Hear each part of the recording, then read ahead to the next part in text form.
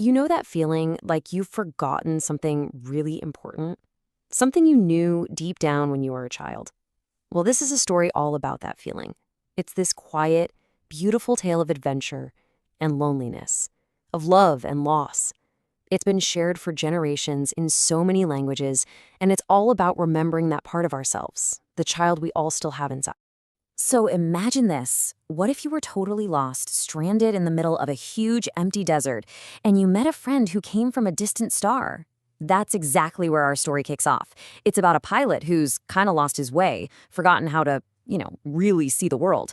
And it's about a little boy who helps him remember everything that truly matters. It's this journey of rediscovering a sense of wonder that maybe we all think we've lost for good. Okay, so our story begins with a pilot.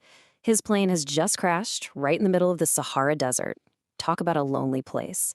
And just as he's starting to lose hope, this little boy with golden hair just appears out of nowhere.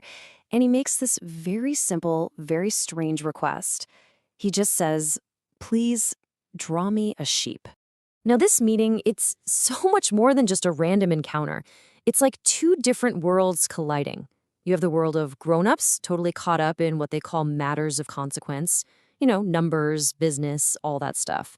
And then you have the world of this child, which is all about pure curiosity. And for the pilot, for the first time in, well, a very long time, he feels like someone actually sees him. So, as these two start to become friends out there in the desert, the little prince begins to tell the pilot about where he comes from. His home is this tiny little planet, an asteroid, really, that's barely bigger than a house. And we start to get a picture of his life, these quiet little duties that make up his entire world. His whole day, really, is filled with these simple, careful tasks. He has to clean out his volcanoes, which are only knee-high. He has to pull up these invasive baobab seedlings before they grow so big they tear his little planet apart. And he watches the sunsets. But most importantly, he tends to the one thing he loves more than anything else. See, one day, this single, unique flower just bloomed on his planet. A rose. And she's beautiful, but she's also proud and, well, pretty demanding. She kind of hides how vulnerable she really is behind these little thorns and a bit of vanity. She's the only one like her he's ever known, and he's completely captivated, but also completely confused by her. And this relationship, it's just so complicated. It's full of things they don't say to each other and little misunderstandings, and it all leads to this quiet kind of heartbreak. He loves his Rose, he really does, but he doesn't understand how to love her. So, he decides to leave. He sets off on a journey to explore the universe, maybe hoping he'll find some answers out there. So the little prince starts traveling. He goes from one tiny planet to the next, and on each one, he meets a single, very strange grown-up.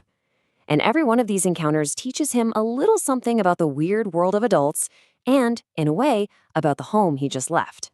The first person he meets is a king sitting on this huge throne that takes up his entire planet. But he has nobody to rule. He has no subjects, so his power is, well, it's meaningless, right? He only ever gives orders that he knows will be obeyed anyway. He's just a very lonely ruler of a very empty kingdom.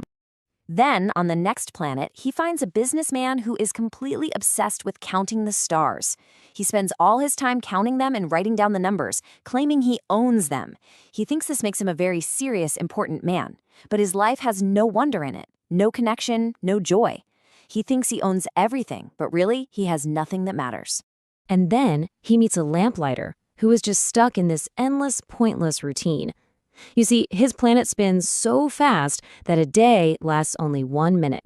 So he has to light his lamp and then a minute later put it out over and over again. He's just following orders, but he's forgotten the whole reason for doing it in the first place. So with every planet he visits, the little prince starts to see this pattern. This profound truth starts to dawn on him. The world of grown-ups, it's often so lonely and kind of absurd. People just get lost in their own strange priorities, and they completely forget how to just live, how to connect with each other, how to find any meaning beyond their little routines. Finally, he arrives on Earth, and you'd think on a planet so full of life, he wouldn't feel lonely. But he feels more alone than ever. And it's right here, in the middle of all that loneliness, that he meets a wise fox. And this fox is about to share a secret with him that will change everything. A secret about what it really means to connect with someone. The fox tells him that to really get to know someone, you have to tame them.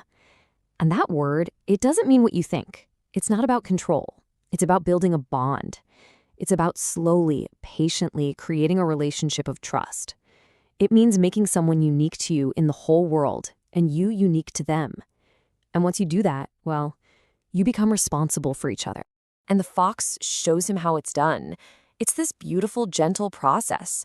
It's not something that happens overnight. It's a kind of ritual, this act of showing up for someone day after day. And what the prince learns is that it's all the time you spend, all the effort you put in. That's what makes a relationship truly special. That's what gives it real value. And then something happens that just breaks his heart. He finds a garden, and it's filled with thousands of roses, all of them looking exactly like his rose. And in that moment, he feels so crushed. He thought his flower was completely unique, the only one in the whole universe. And now he thinks she's not special at all. But then, because of what the fox taught him, he understands. He looks at all those thousands of roses and he realizes they don't mean anything to him. Why? Because he hasn't tamed them. He hasn't spent time with them. It was the time he spent with his rose, the sunsets they watched together, the care he gave her. That's what makes her completely unique. That's what makes her irreplaceable to him. And that's when the fox shares his biggest secret. He tells the prince that what is essential is invisible to the eye. You can only see it rightly with the heart. All the things that truly matter, right? Love, friendship, connection, you can't see them. You can't count them like the businessman counts his stars. They're invisible. You just feel them. And that right there is the heart of his entire journey. So now, with this new understanding, the little prince finally gets it. He finally understands his love for his rose. He can see past all her vanity and her thorns, and he sees the deep, real connection they have.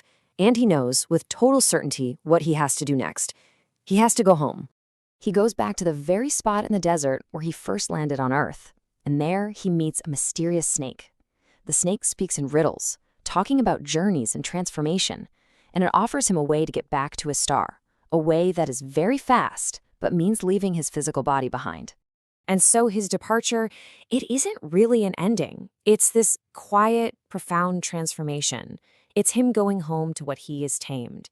For the pilot, watching this, it's a moment of incredible loss, of course. But it's also the moment that the prince's lesson about love and responsibility really sinks in. And it's going to change how the pilot sees the world. Forever.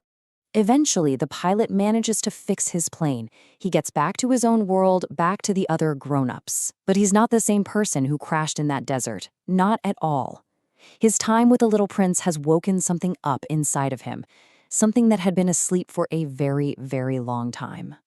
He can see with his heart again. He remembers that first drawing he made as a kid, the one all the grown-ups said was a hat. But he knew it was a boa constrictor digesting an elephant. The little prince reminded him of that child he used to be, the one who saw things differently, the one everyone told him to forget. He's learned to look beyond the surface of things again and to see the wonder hidden there. And so now, for the rest of his life, when the pilot looks up at the night sky, the stars aren't just silent little lights anymore. For him, they're alive. He can hear the memory of a little prince's laugh in them. And they're this constant, gentle reminder that the most important things, the things that are truly essential, are invisible to the eye. And that the bonds we form, the connections we make, well, they're the most beautiful things in the entire universe.